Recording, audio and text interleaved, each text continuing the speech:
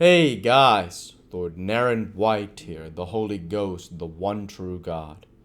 Back with you with the next video in my series. Reading White Fang by Jack London.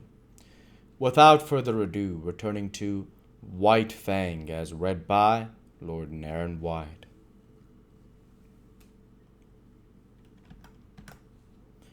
It was the mandate of his instinct that head must be free.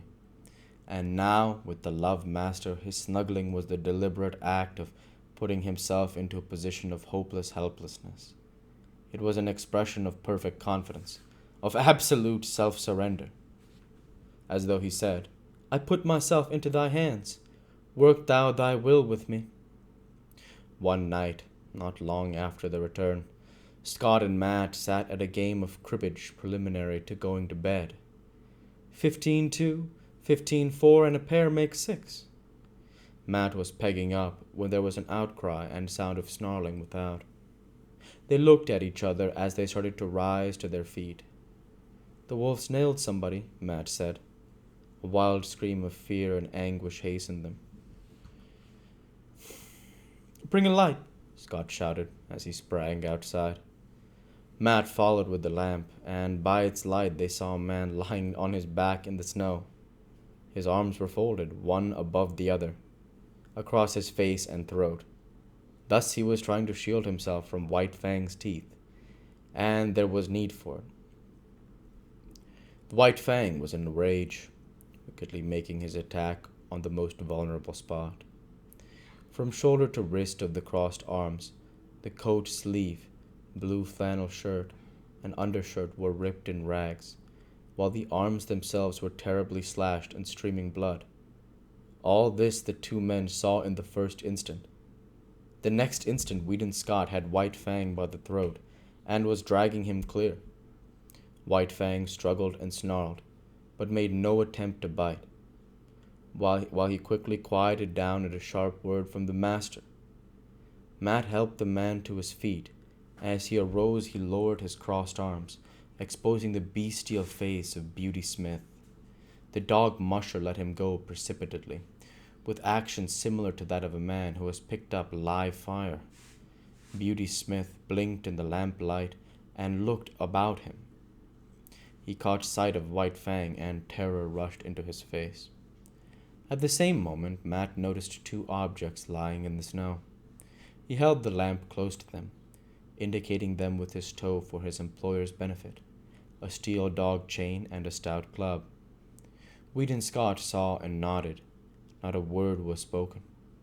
The dog musher laid his hand on Beauty Smith's shoulder and faced him to the right about. No word needed to be spoken. Beauty Smith started. In the meantime, the love master was patting White Fang and talking to him. Tried to steal you, eh? And you wouldn't have it? Well, he made a mistake, didn't he? Must have thought he had hold of 17 devils, the dog musher sniggered.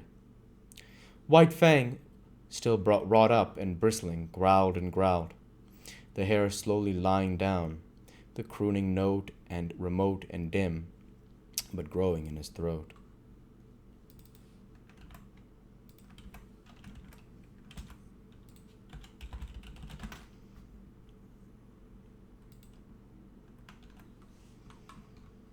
Part 5. Chapter 1. The Long Trail. It was in the air. White Fang sensed the coming calamity, even before there was tangible evidence of it. In vague ways it was borne in upon him that a change was impending. He knew not how nor why. Yet he got his feel of the oncoming event from the gods themselves. In ways subtler than they knew, they betrayed their intentions to the wolf dog that haunted the cabin stoop, and that though he never came inside the cabin, knew what went on inside their brains. Listen to that, will you? The dog musher exclaimed at supper one night. Weedon Scott listened. Through the door came a low, anxious whine, like a sobbing under the breath that had just grown audible.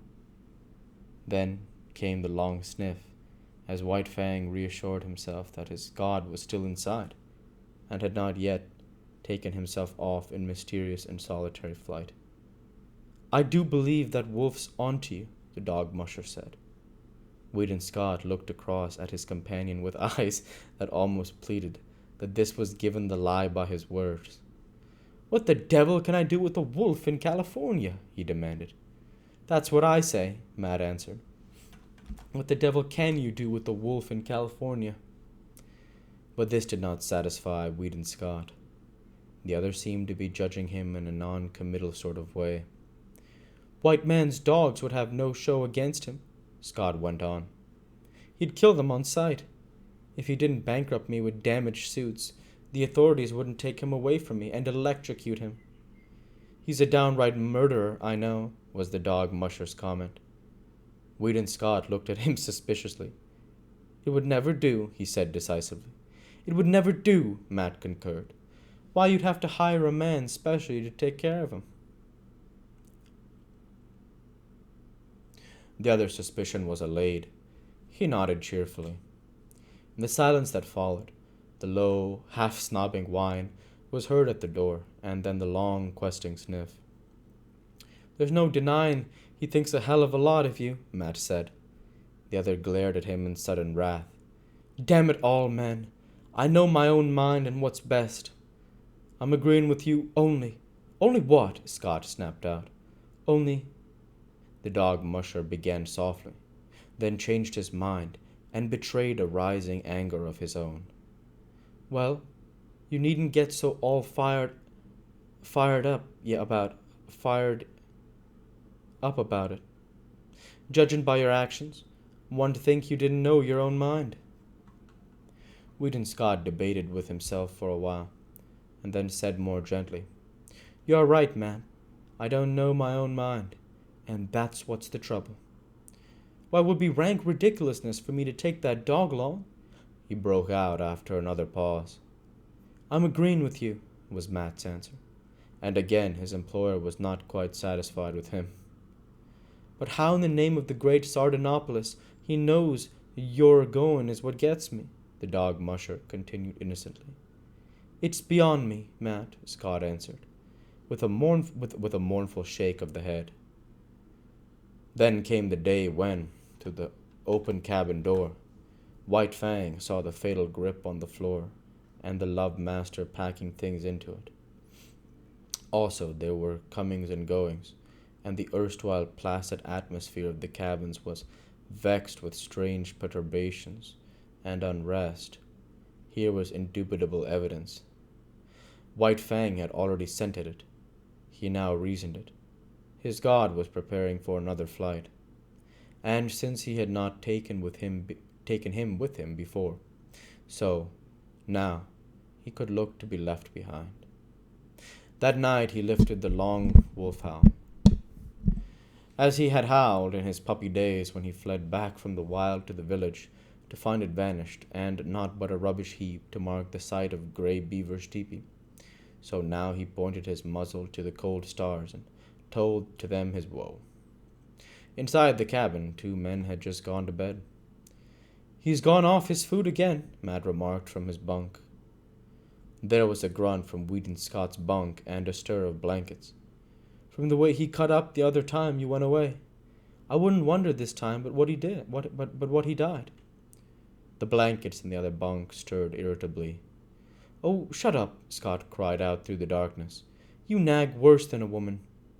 "I'm agreeing with you," the dog musher answered, and Weedon Scott was not quite sure whether or not the other had snickered.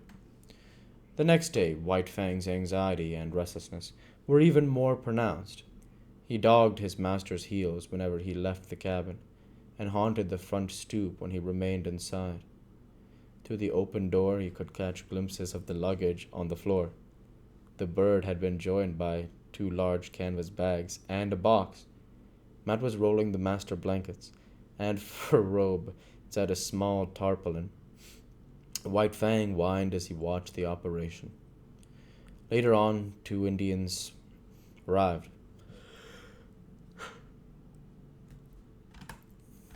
And we'll go ahead and stop there for this week. As usual, I want to say Thank you for watching, and I hope you enjoyed. Please like, comment, and subscribe, as it greatly helps the channel. Light be with you all. Take care, and thanks again